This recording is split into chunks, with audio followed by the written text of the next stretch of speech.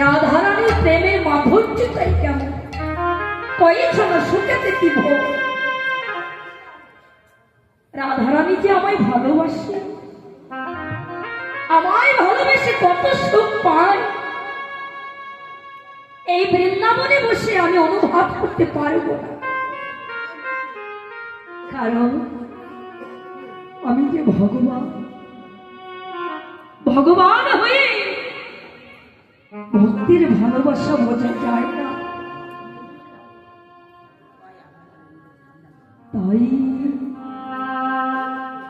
গোবিন্দ আমার মনে মনে ভাবছে এমন সময় রাধারানী আমার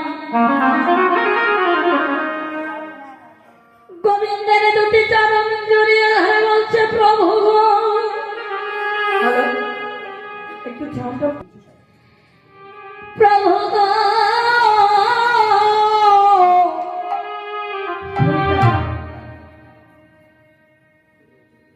আমি কি তোমার এই চরণে কোনো অপরাধ করেছি?